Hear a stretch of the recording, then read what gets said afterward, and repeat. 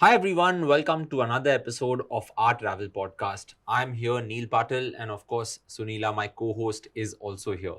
A couple of weeks ago, we spoke about a region of Rajasthan that is famously called the Mewar region.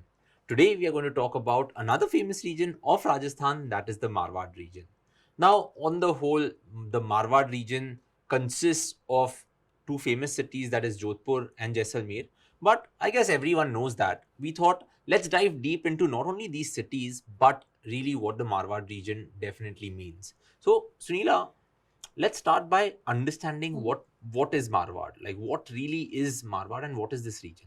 I mean, what's the first thing that comes to your mind when you think of Rajasthan? What is the image that comes to your mind? I would say the desert. Right, and camels Yeah, probably, right, in definitely. the Yeah. desert. So Marwad is nothing but the land of the desert. So in it means Maru means desert and War means land. So the land that has the desert is Marwar. And like you said, it has Jodhpur, Jaisalmer, and a few other Nagaur and a few other cities.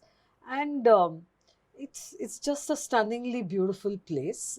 It is the Thar Desert. So you are going closer and closer to the desert as you come to Marwar. Opulent Havelis. This was also where you had the Silk Road going through India. So trade and Havelis and art and culture and all of that was happening in this region. I think, won't you also say that this is like a great confluence of different things that Rajasthan is famous for? Like you mentioned all of them, but one of the strongest memories of me of the Marwar region is that as you get to Jaisalmer, you get closer to the border that is between India and Yes. Pakistan. And every now and then, when you are just walking around in Jaisalmer, you'll hear the Air Force doing its Yeah. drills and all of that, right? So it is showcases different things, but I think one of the best things it showcases is the forts, right? And Yeah. of course we'll definitely talk about that. So when we are talking about the Marwar region, like what's a good starting point according to you? I think the best point to start when you're talking of the Marwar region is the gateway city. Yeah, And that is, I think, one of my favorite cities in I think one of our India. And I favorite think one of cities. your favorite Yeah. cities too, and which is Jodhpur. And given a chance, I would keep going back there n number of times. So I think let's start with Jodhpur. Yeah, I think, post the pandemic, if there is one city that I have visited the most, I would say it's Jodhpur. Jodhpur. With Heta, I think I've been there 3 or 4 times already, and I don't think I can get Mm. enough of it. So if I were to ask you, what is one thing that like comes to your mind when you think of Jodhpur? Like, if you were woken up at 4 a.m., what is Jodhpur famous for? Well, I think the city itself, the color that it has, the blue color that the city has, and why does it have that color, is something. Once I found out, I was quite fascinated, and the image of standing on Mehrangarh Fort and looking down at the city that looks completely blue. I think that is my image of Jodhpur that I want to go back and see it again. It's definitely the blue city. And that story that you mentioned, that why it is blue, Mhm. that's because they want to keep pests out of their house and the house is cool. Something like that, There right? are many reasons for that. So one of the reasons was they found that coloring the house blue kind of kept the pests out. It kept the mosquitoes away. But the story also goes that it was the Brahmins, and the Brahmins were worshipping Shiva. So the color blue is associated with Shiva, and kind of to show their caste. It was the easiest way to show that I belong to the Brahmin community. So instead of shouting it out, you just paint your house blue, and everyone knows that the person who's living here is a Brahmin. Of course, over the years, it kind of became that let's all have a blue city. And now you can't anymore know who's a Brahmin and who's not just by looking at the walls, because everyone adopted the same thing. And yeah, it also is said to keep the pests away. So earlier it was this story, but now, of course, it just makes the city look beautiful. And I think one of the coolest things to do when you think about this blue city is having like a guided walk through the Yes. blue city, because the architecture there, the paintings on the walls, and everything that forms this blue city is definitely stunning. So I think it's a photographer's paradise, it is a historian's paradise, it is, if someone is spiritual or wants to know a little bit about the culture, it's a great place. And in And a term shopper's Oh, and paradise. a shopper's Yeah. paradise also. So at least 2 hours there are definitely something that I would recommend. But something that I just remembered was that while you're on the walk, one of the good experiences that you can do is you can actually go into some of the houses, enjoy a cup of tea, and then they take you to the terrace. Mm. And the moment you get to the terrace, you see one of the grandest forts in Wow. India, Yeah. that is Mehrangarh Fort, right? So that that just lives with me vividly every time I think about Jodhpur. And I mentioned that I've been there multiple times after COVID. Mm.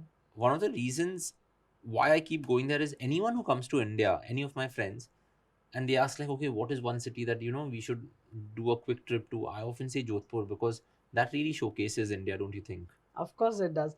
But do you know, Neil, I know you love the Mehrangarh Fort, and I think one of the best things you've done there probably is the zip lining. So you can talk about that as well, right? Yeah, definitely. Like many people think that you'll go to a fort, you'll do a Just guided a tour walk. and Yeah.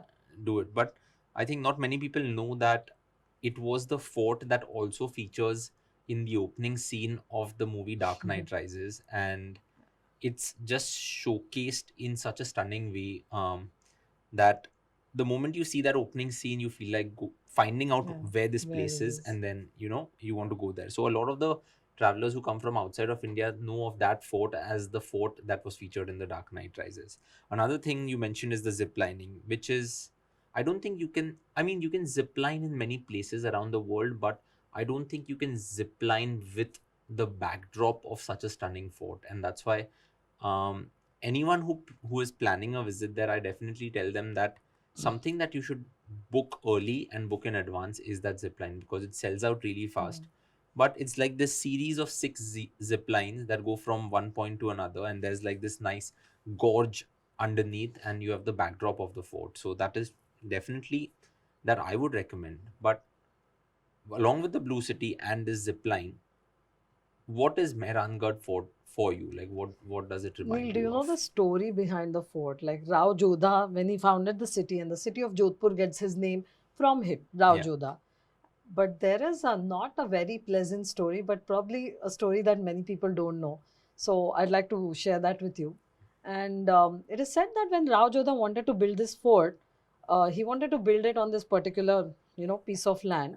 And here a hermit lived. His name was Chidianath. So Chidia means birds, and he was caretaker of the birds and everything. But the king is the king, and when he wants his fort, he wants his fort. So he displaced Chidianath, and he told him, like, he moved him away from that. And Chidianath supposedly cursed him. He said, I curse you because you moved me away, you moved my birds away. And after that, it is said that after that curse, he said, you will never have peace and all of that. And every 2 3 years, there is a famine and a drought in this area, is what it is said. Now, as an antidote to the curse, what they did was even more shocking. And what they did was, and this apparently is somebody who volunteered to do this, but a man was buried alive in the fort. So Rajaram Meghwal is actually buried alive in Mehrangarh Fort, and you can see a plaque there when you go It's there. that one that, when you're just going towards the entrance, it's on the right? Yeah, definitely. That is a story that has kind of lived with Yeah. me. But as you go inside, also there are many stunning places that Yes. you can visit. There's the Sheesh Mahal. I guess all forts tend to have a Sheesh Mahal, but the one out here is something that really stuck with me. But you Mm. know, one of the times that I was going to Mehrangarh, right? If you are able to picture Mehrangarh, you get off the car and then you start walking uphill. Yeah.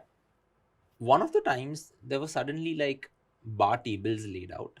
There were like cocktail glasses kept and all of that. And it seemed like there was a party that was Party. going to happen at Mehrangarh Mm. Fort. And I just asked one of the servers, ki, okay, what is happening? So he was like, see, it's 5 p.m. right now. We are closing the fort today at 6 p.m. And there is a party happening. So I was like, what kind of a party? Because I would have assumed that you can't really party there, right? A few weeks ago, when we spoke about Mewad, you mentioned of experiences where you can dine with the royal Yeah. family or you can dine at City Palace Mm. in Udaipur. So something similar seemed to be happening. So what one of the servers or the security people told me was that someone was having a wedding at Umaid Bhawan Palace in Jodhpur, the Mm. other palace of Jodhpur, the famous one. And one of the cocktail events was happening Wow. out here. So this is something I also didn't know, and I don't think many people know. But one of the experiences that you can have on Mehrangarh Fort is A that you can have truly a cocktail. fairy tale wedding, right? Yeah, and that would probably be an experience that not many people will be able to either experience or do for their friends and family. So if you have the money and if you have the resources, definitely something that you can consider and you can do. Let's go to Umaid Bhawan Palace now. Let's talk about the Umaid Bhawan because that is something I think is the best example of how a palace should be. Yeah, I guess the palace where most of the weddings kind of take place, Yes, right? But it's also a place where people like have this on their bucket list ki okay, life mein ek baar to ye karna hi hai, right? exactly. So how would you describe Umaid Bhawan? Because I know that it is divided into three parts, but I'll let you describe it first. Well, yes, the Umaid Bhawan, you have the palace, then you have the museum, and you have the hotel, which is run by the Taj Hotels. It was built, it's kind of one of the newer palaces, I would say. So it was commissioned in 1920s by Umeed Singh Ji.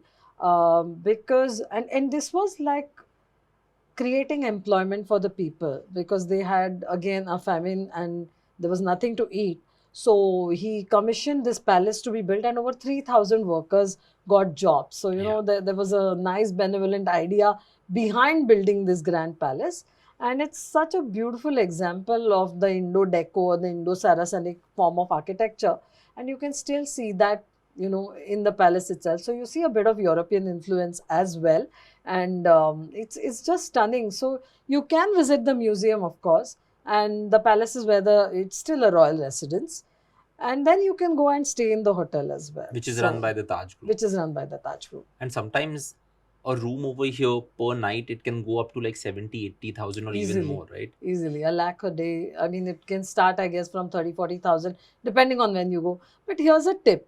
You know what? If you want to experience royalty and you want to experience the luxury, you'll probably spend more time inside the palace rather than outside, right? So you can even visit Rajasthan in summer. And this is the time that the prices really drop.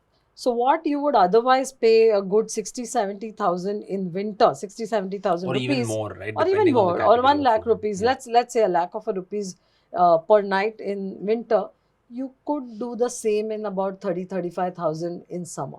Yeah. So it comes down to half the price. So Rajasthan is beautiful all through the year. And then the evenings are pleasant. So go out in the evening, go out in the morning, and spend the rest of the day in this beautiful place that you've paid so much money to stay in, and enjoy the resort as well. Enjoy the Have you palace. stayed there?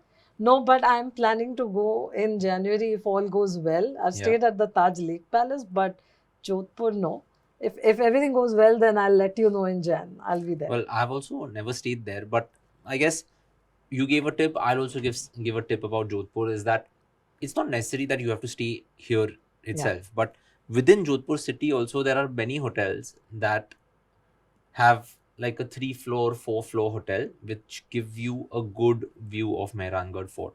And the tip I would give is that whatever you're doing, wherever you're staying, one of your dinners should definitely be on the rooftops of one of these hotels that give you a view of the fort.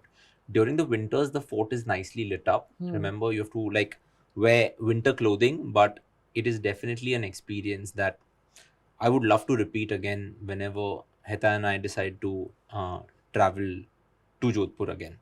Now, that was Jodhpur. Where do you think we should go next when we are talking about Marwad? Let's talk an excursion from Jodhpur. Like when you're staying there, you probably are spending 3, 4 nights. So once you've seen the city, you've experienced that, you can have some really beautiful experiences just a little away from the city, maybe an hour and a half or 2 hours away. And the first thing that comes to my mind is Osian. And Osian works beautiful if you are not going to Jaisalmer. What is Osian? Osian is a place where you can experience the desert. You can Okay. still have the sand dunes. So if you're short on time and you've decided not to go ahead to Jaisalmer, stay in Jodhpur and and enjoy the safari and enjoy the sand dunes in Osian. Osian also is known as the mini Khajuraho of Rajasthan. Okay. Because the temples there are quite similar to the ones in Khajuraho. So that's something that you can definitely do. And what I would do is add this along with a visit to the Bishnoi village. Okay. And this is where you really experience the community or the local people of Rajasthan. So Bishnoi, I feel, is a must do. Neil, Bishnoi is the name itself. Bishnoi means 29. Bish is 20 and Noi is 9. So they follow 29 rules of life. And they are, I think, the community of India that really is one with nature. So, some time back, like many years back, when they were cutting down the trees, the Bishnois resisted this, and about more than 300 Bishnois actually gave up their lives to save the Kejarli trees. Oh, really? And that is how they live. So even today, you can see them living together with animals. You'll have animals there, you'll have everything there. And remember, if a Bishnoi, one of the things I like about them is, if when you do visit there, if they offer you a drink called Amal, taste it. Try What? it for sure. What is Amal? Because Amal is nothing but opium tea.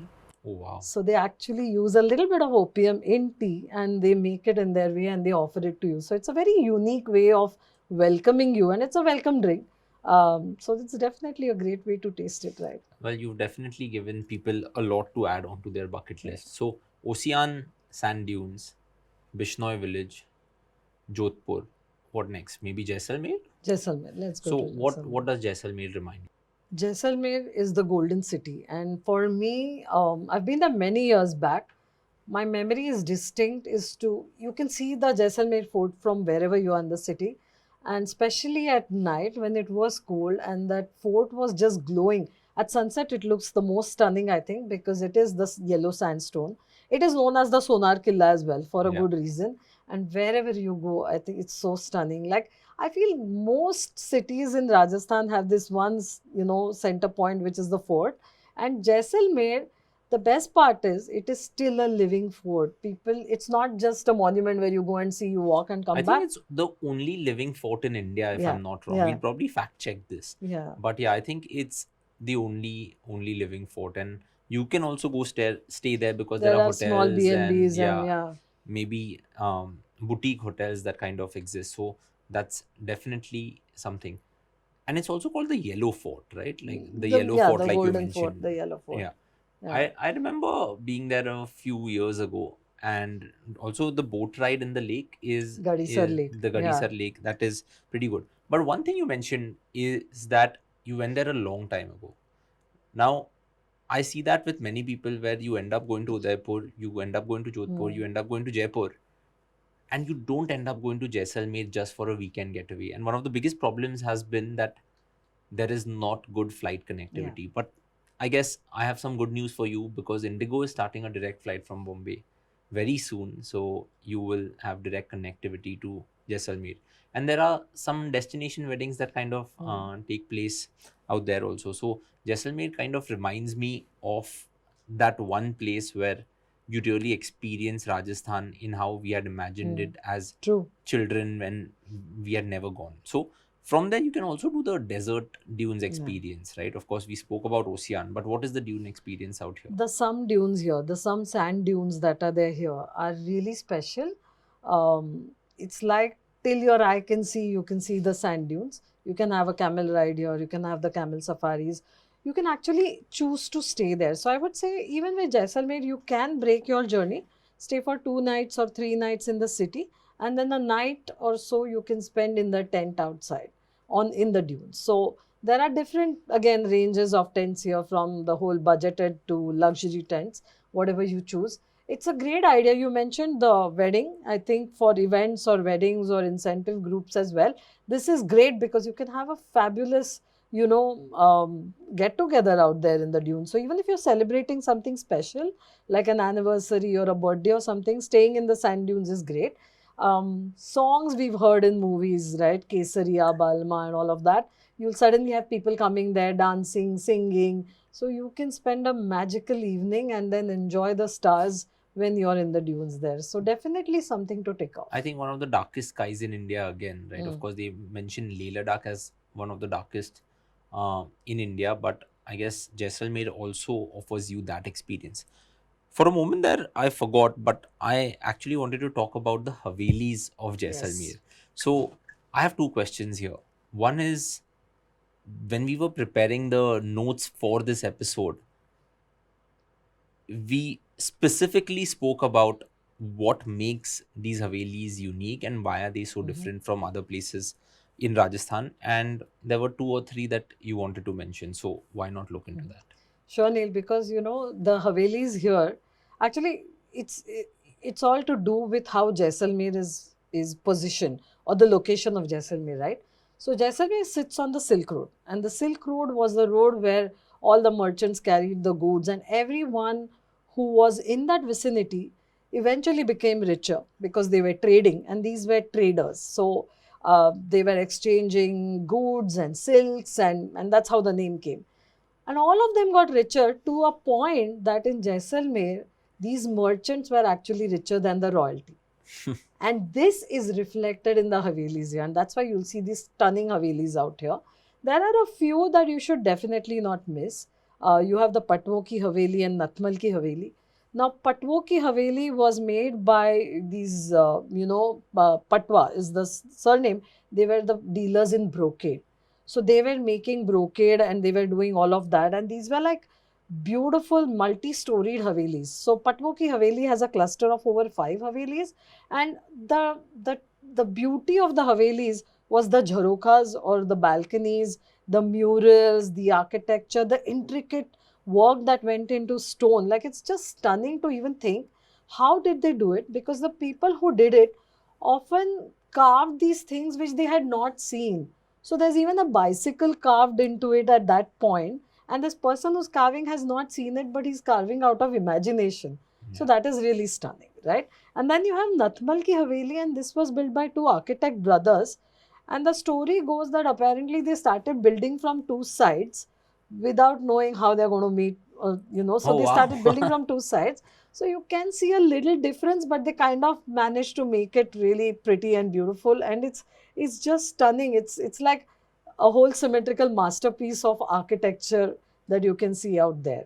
And I would say the third Haveli that you should not miss is Salim Singh ki Haveli. Now, Salim Singh was the Prime Minister of Jaisalmer. Okay. And he commissioned this Haveli to be this grand structure of over 7 stories. It looks like a peacock dancing. And the front of the Haveli looks like a boat, like looks like the stern of a boat. So they call it Jahaz Mahal as well. And one of the stories says that it became so grand that the king then ordered the top 2 stories to be brought down, because you can't have something grander than the king. But it was quite a stunning place, and that's definitely something you should not miss. So there are all these beautiful monuments out here, and it kind of takes you back in the past when you see that how rich were they to have built something like this in those times. I think, the passion with which you just explained these Havelis and what makes them unique reminds me of this thing that, whenever you're traveling, it's always good to study all of these things Yes. beforehand, right? Because otherwise, if you were to go to Jodhpur, if you were to go to Jaisalmer, for just the naked eye, these Havelis will appear unique, but you won't know the Yeah. story behind it. And I think a lot of these things kind of are told to you by the locals if you really interact with them, and but most people tend to come, click a photo, and just go away. So I don't think that is a great celebration of your travel. So definitely something that is unique. What else, like what else about Here's something Marwar? that is really unique and to Jaisalmer, very close to Jaisalmer, and well, there are many stories about it, is the village of Kuldhara, Oh yes, the haunted the village, if haunted I'm not village of wrong. Kuldhara. And I guess there might be like, there has to be some sense to the whole thing, because even now it's kept open only from 8 in the morning till 6 in the evening.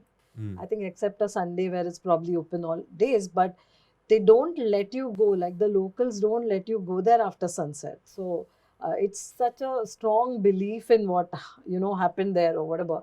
And it is said that in 1800s, about 1500 people who were Brahmins just left the village and went. And the whole story about why did they go, where did they go, is a question mark. One of the stories, of course, says that back to our Salim Singh ji, he was the prime minister there, and he forcefully wanted to marry one of the young girls of the community, which everyone refused. And the next day, they all just left the village and they went. And then it is said to be cursed, and no one ever dares to go back and live in Kuldhara again. So I think it's definitely a place that you should visit to even, I guess, like they say that trees and monuments and forts speak a language, and when you're there, Yeah. you can feel it, right? So definitely something that you should experience when you go there. I remember our tour managers telling me that, once it comes to like 5 p.m., the security people just Yeah. start removing everyone, because it kind of, it says that, it is said that the village kind of comes alive at night, and you don't want to be there because Yeah. it kind of becomes spooky in many ways. Well, we've discussed quite a few things when it comes to Marwad. What do you think would be a good itinerary, or what would be, like, we discussed that okay, Jodhpur can be the entry point and Yes. probably the exit point also, but if we were to spend maybe 3 days or 7 days, like, how would you structure it differently?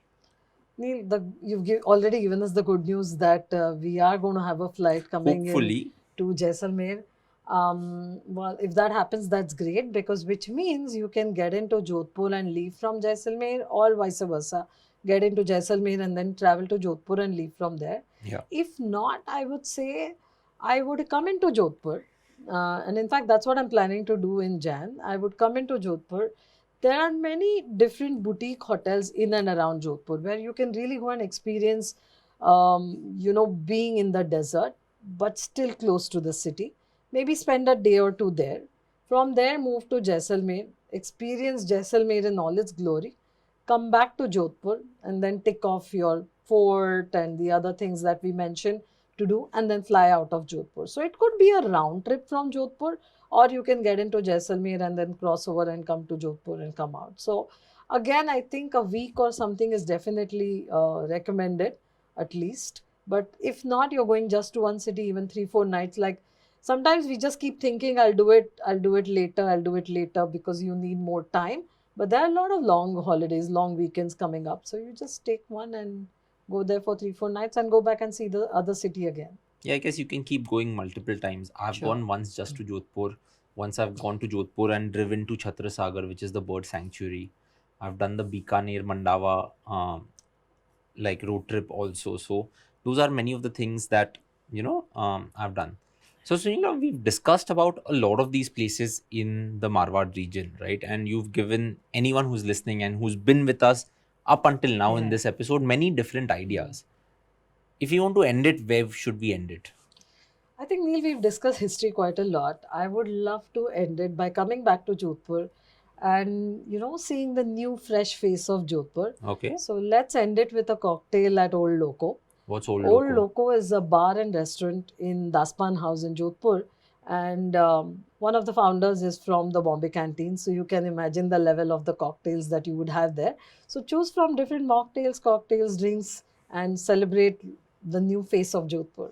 Awesome. I think that's a pretty good way to end it. We started with history. We started why Marwad is called Marwad, and now we are ending with like a modern face. Pretty good. So that's pretty good. So yes, viewers and listeners, that was our episode about the Marwad region of Rajasthan. If you like this episode, of course, like it and give us a comment. We look forward to hearing from you very soon and see you soon. Bye bye.